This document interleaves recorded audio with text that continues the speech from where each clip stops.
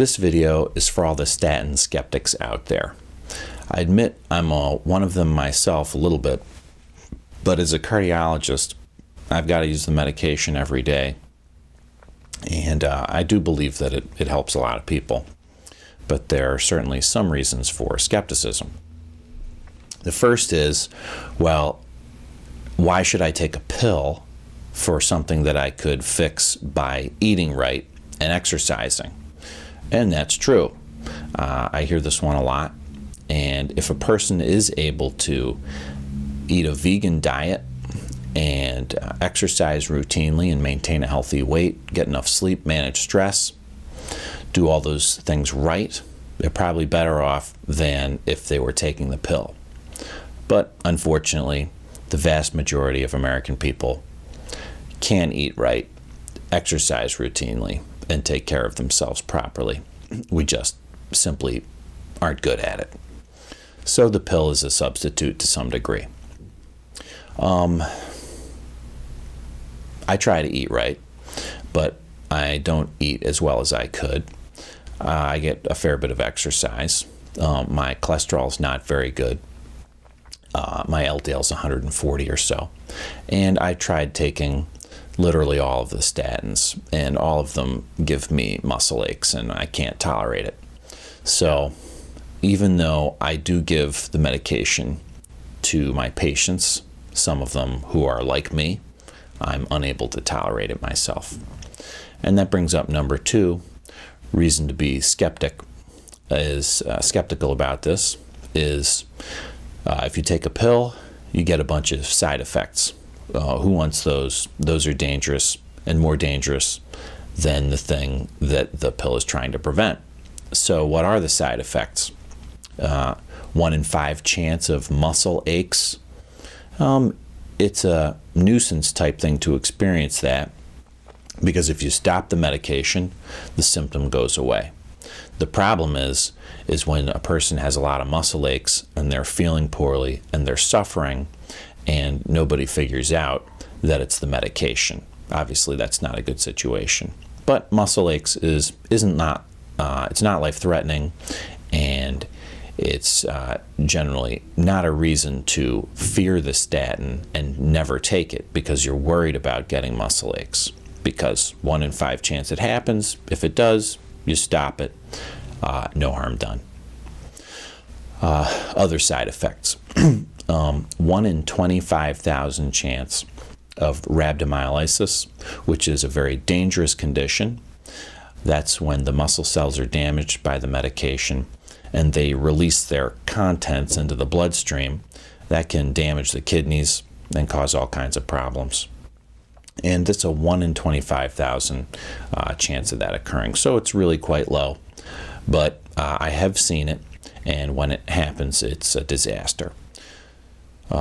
Most people end up having a recovery, but not all. So a 1 in 25,000 chance of that happening.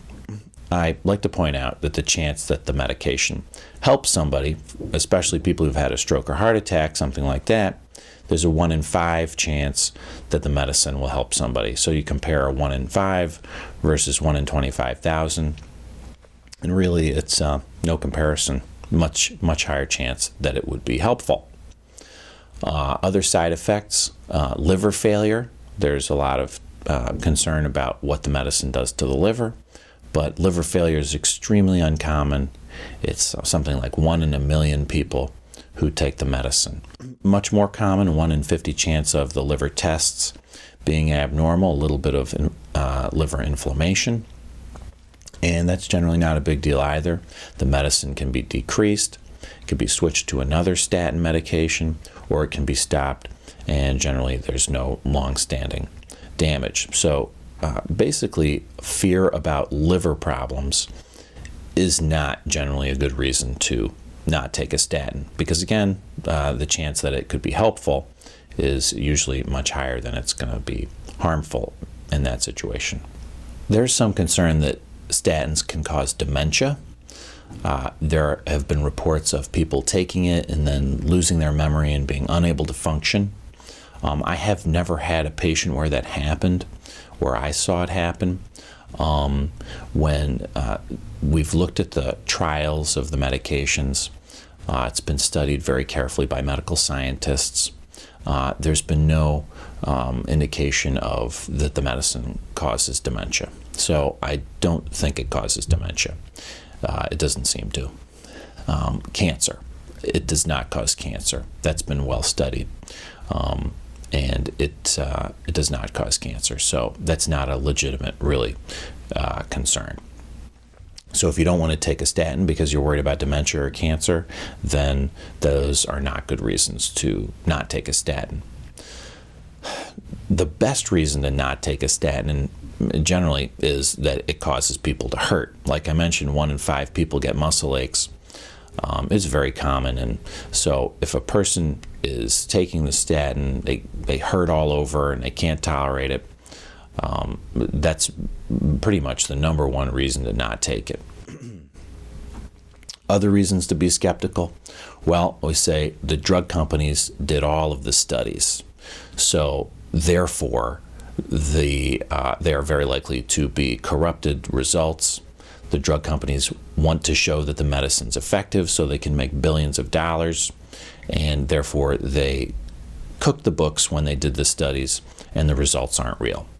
I think that's valid to think that way, because I think companies are definitely prone to making things come out the way they want them to.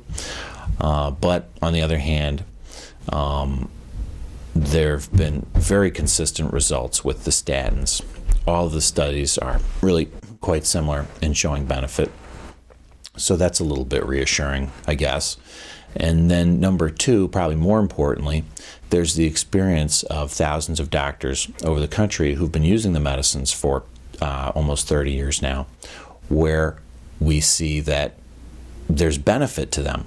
In my patients who've had a stroke or heart attack, in those people, if they take the medicine, they clearly have fewer strokes and heart attacks. I observed this personally because I've given it to so many people.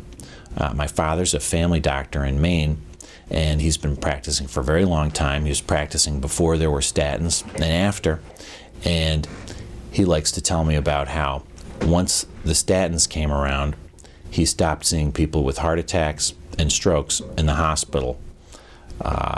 There was a marked decrease in the number that he saw. So he personally observed this improvement in people's health as a result of the medicine. So I offer that as a counter argument to saying, well, the drug companies sponsored all of the studies, so they're all corrupt and the results aren't real. So those are some of my thoughts about statin skepticism. Please put comments below. I'll try to answer them. I hope you found the video useful. If so, please click subscribe and thumbs up.